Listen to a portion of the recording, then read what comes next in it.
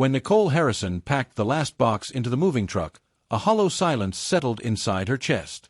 It wasn't just the house she was leaving, it was her old life. A life that had ended the day her husband, Marcus, took his final breath after a brutal 2-year battle with pancreatic cancer. She still remembered the final moments vividly: the sterile hospital room, the slow beep of machines winding down, Marcus's hand limp in hers. The promise she whispered into his ear: "I'll take care of Maria. I'll find a way to live again."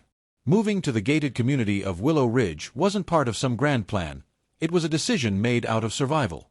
Nicole needed a safe environment for Maria, a place where she could be a kid without the constant shadow of hospitals, funerals, and whispered condolences. Willow Ridge promised walking trails, parks, a strong school district, and security. Nicole told herself it was what Marcus would have wanted: a second chance for their daughter, maybe even a second chance for herself. The first time she pulled through the ornate iron gates of Willow Ridge, her stomach twisted. The streets were pristine, the lawns precisely trimmed, the houses nearly identical in their suburban perfection. It was a place that practically screamed order and control, the exact opposite of the chaotic grief still living inside her. Still, Nicole forced a smile for Maria, who sat wide-eyed in the passenger seat, clutching her favorite stuffed bunny. "We're going to be happy here," Nicole whispered, more to herself than to her daughter.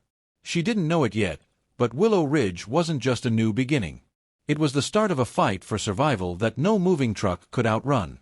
The first official welcome came in the form of a letter slipped under her door. It wasn't handwritten or warm. It was a formal notice from the Willow Ridge Homeowners Association, signed neatly at the bottom by Amber L. Whitmore, President.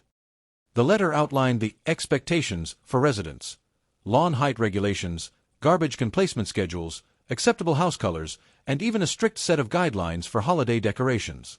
The tone was friendly, but beneath the surface, Nicole sensed something rigid, almost militaristic. Nicole first met Amber in person 2 days later, while watering the potted plants on her front porch. Amber strode up the walkway like she owned it, her clipboard tucked under one arm, her white tennis visor casting a sharp shadow over her stern, calculating eyes. "Nicole, is it?" Amber said, flashing a tight, rehearsed smile. "Welcome to Willow Ridge. We're a community that thrives on order and mutual respect. I trust you'll find our guidelines helpful in maintaining the standard we all enjoy." Nicole shook her hand politely, fighting the urge to flinch. There was something cold about Amber, a sharpness hidden beneath her polished exterior. Maria peeked out from behind the screen door, shy and uncertain. Amber's eyes flicked over her briefly, dismissively, before returning to Nicole. "If you ever have questions," Amber said, handing over a thick folder of HOA regulations, "you'll find everything you need here. Ignorance of the rules isn't an excuse." Nicole nodded, trying to hide the sudden weight pressing on her chest. She didn't move here to get into battles over mailbox height and grass color. She came for peace. For Maria. As Amber turned to leave, clipboard tucked neatly back under her arm, Nicole realized something. This wasn't just a neighborhood. It was Amber's kingdom. And Nicole had just unknowingly crossed its borders. Grief was a strange thing. Everyone talked about it like a process, a series of stages you could move through like rooms in a house. Denial, anger, bargaining, depression, acceptance, neat, clean, and linear. But Nicole learned that real grief wasn't like that at all. It was messy. It was forgetting Marcus was gone for a split second when she reached for her phone to call him. It was breaking down over a cereal box he used to love. It was the way Maria sometimes woke up screaming at night, calling for her father. In Willow Ridge, grief had to hide behind closed doors. The neighbors smiled politely at her but quickly changed the subject when Marcus's name came up. The HOA newsletters spoke of block parties, pet costume contests, lawn awards, as if happiness could be scheduled into existence. Nicole got good at faking it. At smiling just enough, nodding at the right times, keeping her voice steady. But inside, she felt like a ghost, haunting her own life. Maria was her only anchor. At 6 years old, Maria was tougher than she had any right to be. She colored pictures for her dad every week and left them tucked under her pillow. She never complained when Nicole forgot little things, like pizza night or movie Friday, because she could see her mom was barely holding it together. Nicole swore she would make it up to her. She would make this new life work. But in Willow Ridge, even survival felt like a rebellion against the rules. Maria's peanut allergy was the kind of thing that turned everyday life into a minefield. Birthday parties, bake sales, even grocery shopping were dangerous if Nicole wasn't hypervigilant. One mistake, one mislabeled snack, one inattentive cook, could be fatal. Nicole had learned the hard way how fast it could happen. When Maria was 3, a tiny smear of peanut butter on a playground slide had sent her into anaphylactic shock within minutes. Nicole still had nightmares about the ambulance ride, about the way Maria's tiny body had gone limp in her arms. Since then, the EpiPen never left Nicole's side. She carried 2, just in case one malfunctioned. Maria wore a medical alert bracelet, and Nicole trained every babysitter, every teacher, every friend's parent on how to use the EpiPen if needed. At Willow Ridge, Nicole tried to explain it during the first HOA social event she attended. She politely asked if party foods could be clearly labeled, if peanuts could be avoided at community gatherings. She was met with thin smiles and nods that said, "Of course, but also, you're being difficult." Amber was particularly dismissive. "We can't cater to every individual preference, Nicole. We have to think about the majority. Surely you understand." It wasn't a preference. It was life or death. But Nicole knew better than to argue. Not yet. She tucked away the anger, the fear, and added one more item to the list of things she had to survive quietly. When the invitation to Jamie Pearson's 7th birthday party arrived, Maria's excitement was contagious. Nicole hesitated, worried about food, about other parents not taking the allergy seriously, but Maria's pleading eyes melted her resolve. "I'll bring our own cupcakes," Nicole promised. "We'll be careful. It'll be fun." The party was set up in Willow Ridge's Central Park, balloons tied to the playground equipment, folding tables covered with bright tablecloths and snacks. Nicole scanned the tables carefully. She asked about ingredients. She double-checked with the hosts.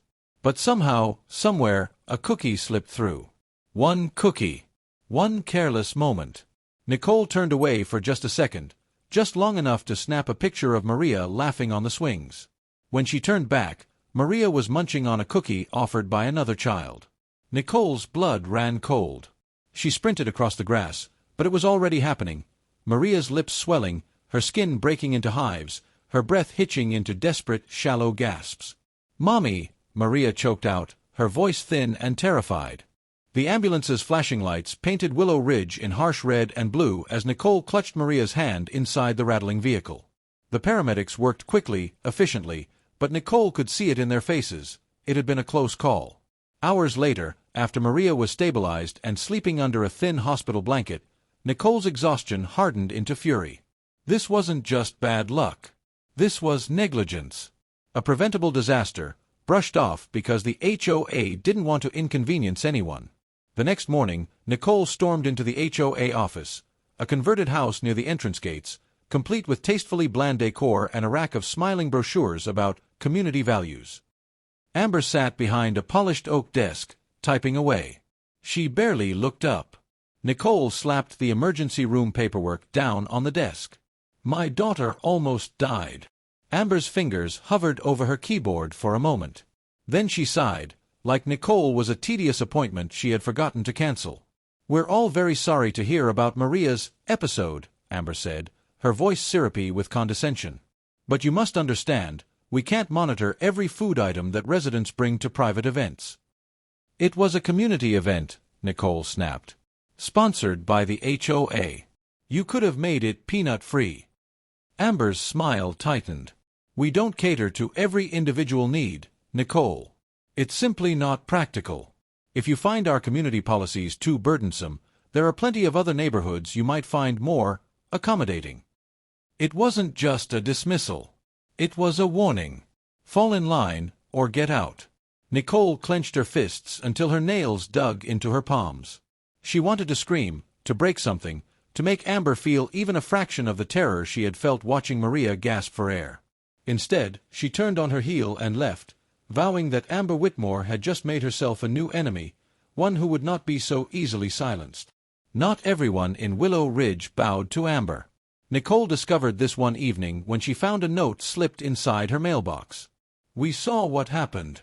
If you ever want to talk, come by. You're not alone." The Fosters, 221 Meadowlark Way. Skeptical but curious, Nicole showed up the next evening, Maria in tow. What she found inside the Fosters' cozy, lived-in house was more than just sympathy, it was resistance. Margot and David Foster were mid-40s, scrappy, and unashamedly at odds with the HOA. Their son Liam, a wiry kid with a skateboard under one arm, immediately bonded with Maria over a shared love of dinosaurs. Over mugs of coffee, Margot explained, "Amber runs this place like it's her personal fiefdom. But a lot of us are tired of it. The rules, the fines, the intimidation. You're not crazy. She pushes people until they either submit or sell." Nicole leaned in, desperate for connection. "Why doesn't anyone fight back?" David gave a humorless chuckle. "Some tried. They got fined into oblivion. One guy got a lien slapped on his house over a flagpole violation. People are scared." Nicole sat back, absorbing the weight of it. Fear was a powerful tool, maybe the most powerful. But what Amber hadn't counted on was that Nicole wasn't afraid of losing things anymore. She had already lost everything that mattered once. There was nothing Amber could take from her that could match that. For the first time in months, a spark of defiance lit inside her. Maybe she had moved to Willow Ridge for a reason after all. The Fosters weren't the only ones chafing under Amber's rule. As it turned out, a small but growing group of residents had been meeting in secret for months, quietly networking, gathering evidence, and plotting ways to take back their neighborhood. They called themselves the Ridge Rebels. Nicole attended her first meeting on a rainy Thursday night, slipping into the back room of a local coffee shop after hours. A dozen faces turned toward her, young couples, retirees, single parents. All people who had endured Amber's tyranny and had finally had enough. They shared horror stories, fines for the wrong mailbox paint, threats over unauthorized porch furniture, even HOA board elections rigged through technicalities that only Amber and her cronies understood. But it wasn't just talk. The rebels were organized. They had documents, recordings, legal advice from sympathetic lawyers. And they had a plan, to gather enough support to force a vote, remove Amber, and rewrite the HOA bylaws from the ground up. It wouldn't be easy. Amber had installed loyalists throughout the board, and any misstep would be punished ruthlessly. But Nicole saw something else in their eyes, something Amber had failed to stomp out. Hope. She realized then that fighting Amber wasn't just about Maria's safety or her own pride. It was about giving everyone here a real chance to breathe freely again. The first sign that Amber suspected something came quietly. A warning letter, citing a minor lawn maintenance violation, laughable considering Nicole's yard was immaculate. Then came the anonymous complaints, excessive noise, Nicole didn't even own a stereo, unauthorized landscaping, planting a single tomato plant for Maria's science project, suspicious visitors, the Fosters dropping by for coffee.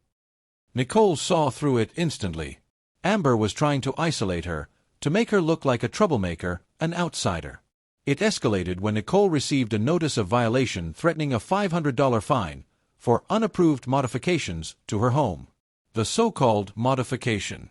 Installing a small, discreet security camera after the incident at the birthday party.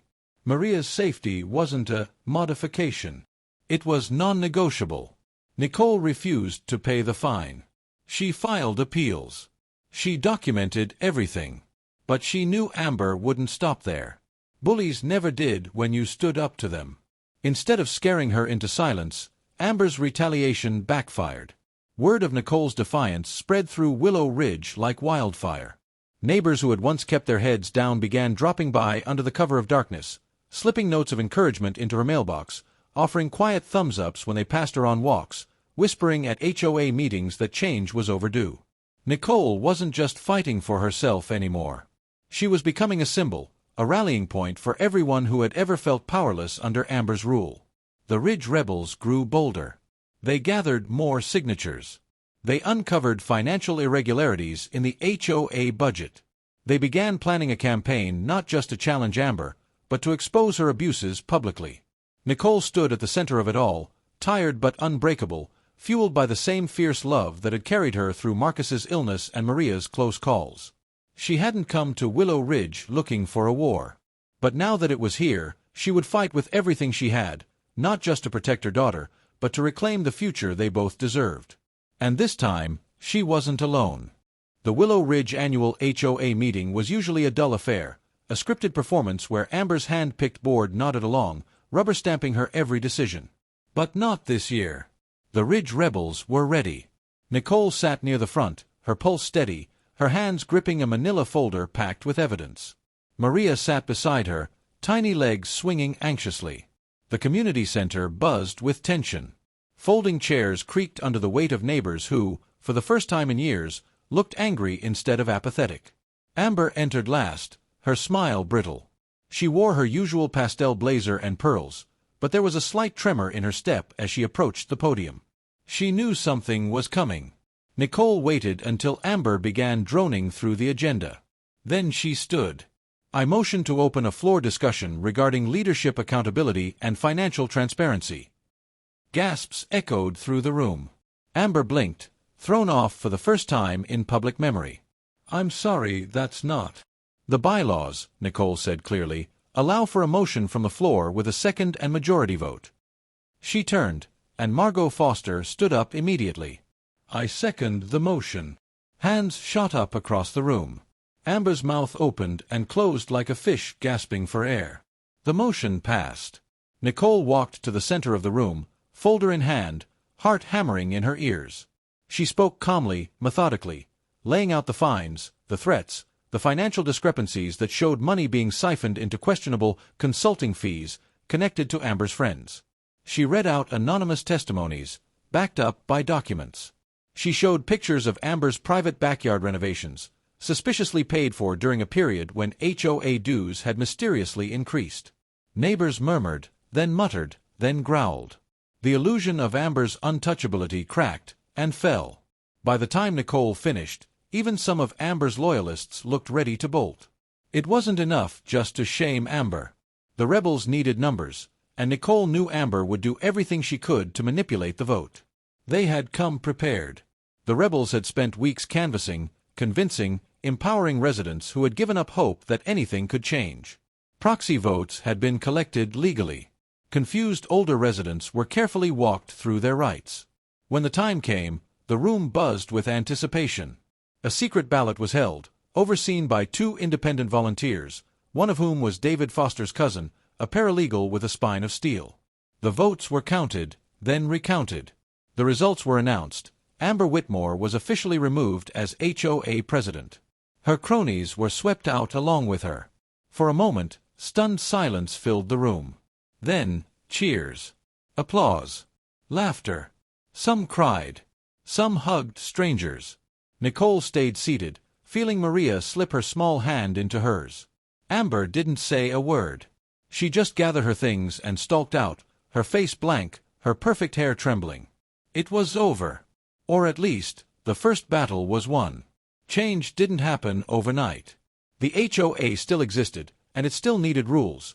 But now, under a newly elected board led by people like Margot and David, it focused on transparency, fairness, and genuine community spirit. Nicole was asked to serve on the advisory committee. She hesitated at first.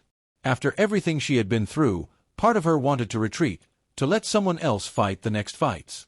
But Maria, wise beyond her years, tugged at her sleeve one evening and said, "You're really good at helping people, Mommy. You should do it." So Nicole said yes. She helped rewrite the bylaws with clear language that protected residents instead of trapping them. She established a community emergency plan, so no parent would ever again feel the helpless terror she had felt at that birthday party. She wasn't just surviving anymore. She was leading. And this time, she wasn't running away from life. She was building it. Weeks later, Nicole sat on her porch, sipping coffee, watching Maria and Liam race down the sidewalk on scooters, their laughter trailing behind them like kites in the wind. The air smelled like cut grass and fresh hope. Neighbors waved and smiled, real smiles now, not the tight, fearful grimaces of before. It struck Nicole, then, how different Willow Ridge felt. The fences hadn't disappeared. The lawns were still neatly trimmed. But there was a new softness here, a sense that people belonged, not because they conformed, but because they cared about each other. Nicole leaned back in her chair, feeling a rare sense of peace settle over her. She thought of Marcus, of his dreams, his stubborn optimism, his belief that better days were always possible if you fought for them. Maybe, just maybe, he had been right. Maria zoomed up the driveway, breathless. "Mommy! Come race us!" Nicole laughed, setting her coffee aside. For the first time in years, she wasn't afraid to jump in. Messy, imperfect, alive. Nicole didn't know what the future held. There would be new battles, new setbacks. Life was never as tidy as storybooks promised.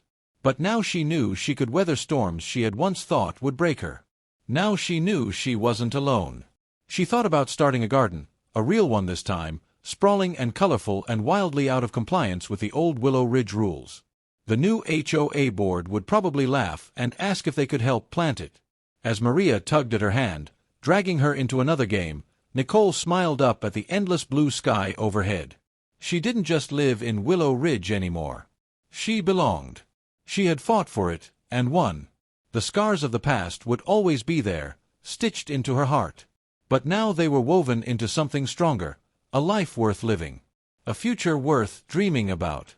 And she and Maria would build it, together.